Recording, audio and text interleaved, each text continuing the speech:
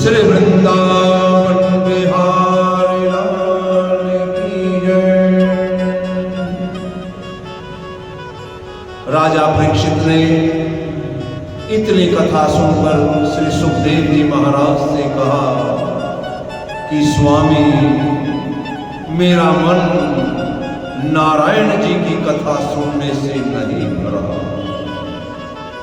मैं चाहता हूं कि आप मत्स्य अवतार की कथा मुझे सुनाइए। इतने बड़े ईश्वर ने कैसे छोटा सा मछली का रूप धारण किया और क्यों किया, ये मैं जानना चाहता हूं।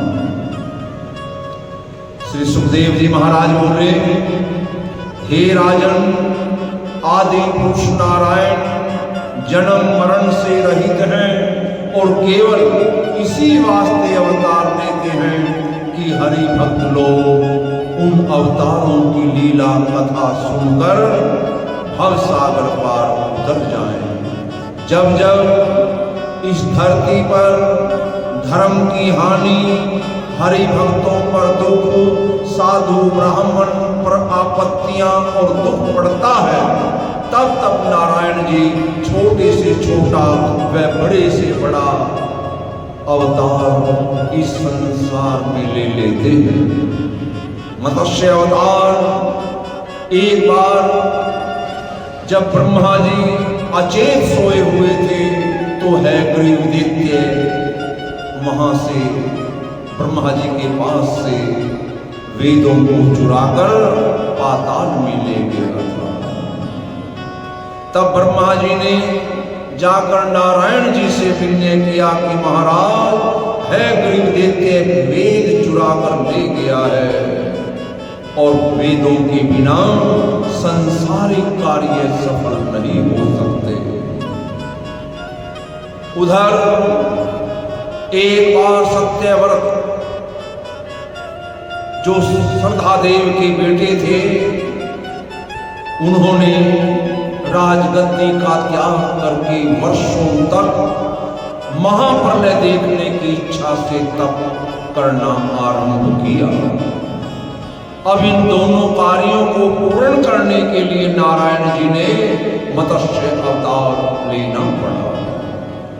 एक दिन क्या हुआ, राजा सत्यव्रत राजगद्दी को त्यागने के उपरांत जब वनों में रह रहा था तो नित्य प्रति जब वो सुबह सवेरे स्नान करने के लिए कीर्तिमाला नदी में जाता, स्नान करके तर्पण करता और तर्पण करते समय जब दोनों हाथों से उसने जल उठाया तो क्या देखा, एक छोटी सी मछली राजा की अंजलि में दिखाई दी।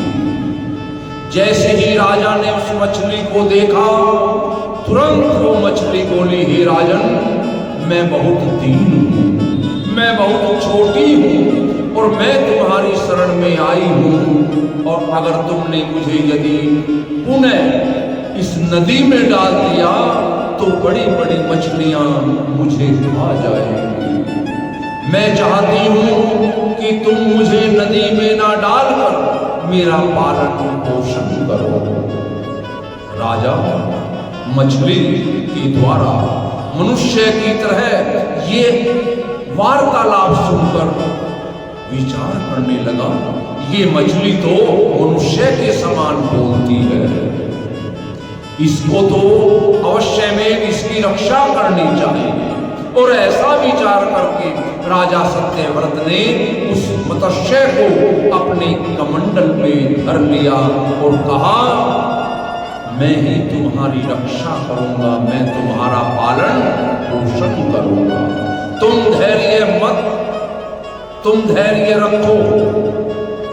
जब राजा सत्यव्रत उस मत्स्य को अपने कमंडल में रखकर अपने स्थान पर पहुंचे तो क्या देखा, वो मछली कमंडल में बड़ी हो गई, फंस गई। ऐसी फंसी कि कमंडल तोड़कर ही उस मछली को बाहर निकालना पड़ा। तब राजा ने उसे एक घड़े में रख दिया और जब पुनः कुछ समय के बाद देखा तो वो मछली घड़े में भी फंसी हुई नजर आए। तब तो राजा ने उस मछली को, उस घड़े को फोड़कर बाहर निकाला और एक गड्ढा खुदवाकर उस गड्ढे में उस मछली को रख दिया।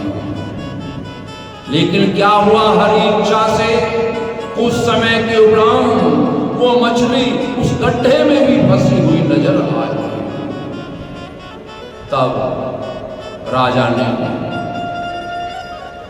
उस गड्ढे को का शरीर बढ़ने के कारण उसे निकटवर्ती एक तालाब में जाकर छोड़ दिया।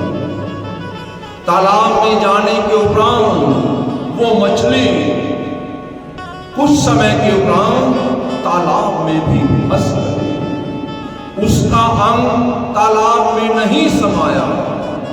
तब राजा ने तालाब को नदी तक खुदवाकर उस मत्स्य को नदी में पहुंचा दिया। और दूसरे दिन जब राजा स्नान ध्यान करने के लिए उस नदी पर पहुंचा तो क्या देखा, वो मछली नदी में फंसी पड़ी है। राजा ने उस मत्स्य को बड़े परिश्रम से समुद्र में ले जाकर छोड़ दिया। और राजा बोले, हे मत्स्य, समुद्र से बड़ा अब कोई स्थान तेरे रहने के वास्ते नहीं है। अब तू यहीं रहे और मुझको विदा कर। जब उस मत्स्य का अंग समुद्र में भी बढ़ने लगा, इतना बढ़ गया कि 10,000 योजन लंबा चौड़ा हो गया। तब उस मत्स्य ने सत्यव्रत से कहा कि हे राजन, तू अपने आप को बड़ा ज्ञानी धर्मात्मा समझकर मुझे समुद्र में छोड़कर अब अपने घर जा रहा है। मुझसे जो बड़ी बड़ी और मछलियां होंगी वो समुद्र में मुझे खा जाएंगी। ये सुनकर राजा ने अपने ज्ञान से जान लिया, ये मत्स्य कोई सामान्य मत्स्य नहीं, ये तो कोई ना कोई परमेश्वर का अवतार मालूम होता है। मछली का तुरंत इतना बढ़ जाना, ये निसंदेह नारायण जी का ही अवतार है। राजा ने उनकी पूजा की, स्तुति की, और स्तुति करने के उपरांत उस मत्स्य से हाथ जोड़कर राजा ने विनय करते हुए कहा, हे मत्स्य रूप नारायण, मैंने तुमको पहचान लिया कि आप साक्षात नारायण जी के अवतार हैं और मेरा बड़ा भाग्य है जो आपका दर्शन मुझे मिला। राजा की ये ज्ञान भरी बातें सुनकर वो मत्स्य भगवान बोले, हे राजन, तूने क्या समझकर कहा था कि हम तेरा पालन पोषण करेंगे, और इसी वास्ते मैंने अपना शरीर बढ़ाकर थोड़ी सी महिमा तुझे दिखलाई है, जिससे तू मेरा पालन व रक्षा करना से हार जाए, तेरा अहंकार टूट जाए।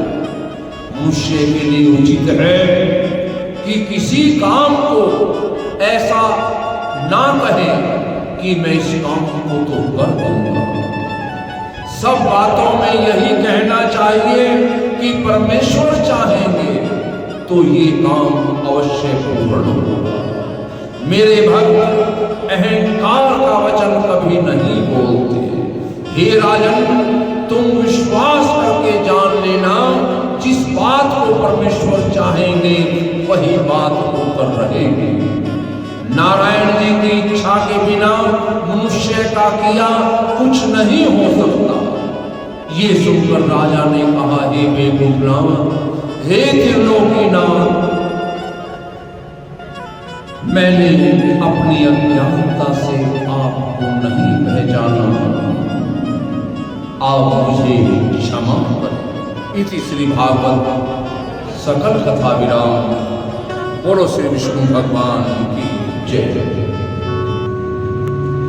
शान्ताकारं भुजगशयनं पद्मनाभं सुरेशं विश्वाधारं गगनसदृशं मेघवर्णं शुभांगं श्रीलक्ष्मीकान्तं कमलनयनं योगिभिर्ध्यानगम्यं वन्दे विष्णुभवभयहरं सर्वलोकैकनाथं कर्पूरगौरं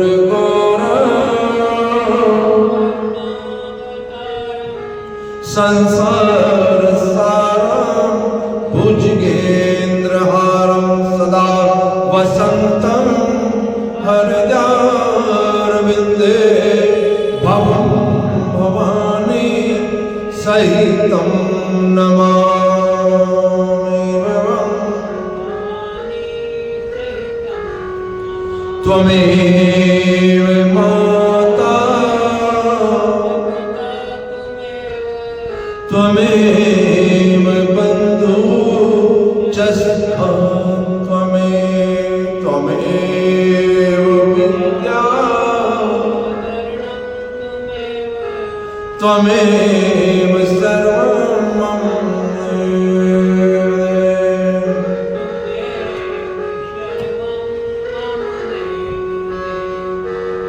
सर्वे भवन्तु सुखिनः सर्वे सन्तु निरामयाः सर्वे भद्राणि पश्यन्तु मा कश्चित् दुःखभाग् भवेत्। धर्म की जय हो धर्म का प्राणियों में विश्व का गौहत्या सनातन धर्म की जय। श्री सत्यनारायण स्वामी की जय।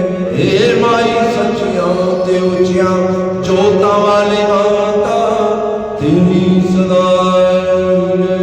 श्रीमद् भागवत महापुराण की जय। श्री सुखदेव जी महाराज की जय। बोलो वीर बजरंगी हर हर हर महादेव शंभो। श्री शंकर भगवान की जय। जय जय श्री राधे श्याम जय जय श्री राधे श्याम जय जय श्री राधे श्याम। ओम त्र्यंबकं यजामहे सुगन्धिं पुष्टिवर्धनम् उर्वारुकमिव बन्धनात् मृत्योर्मोक्षीयमाम्। ॐ त्र्यंबकं यजामहे सुगन्धिं पुष्टिवर्धनम्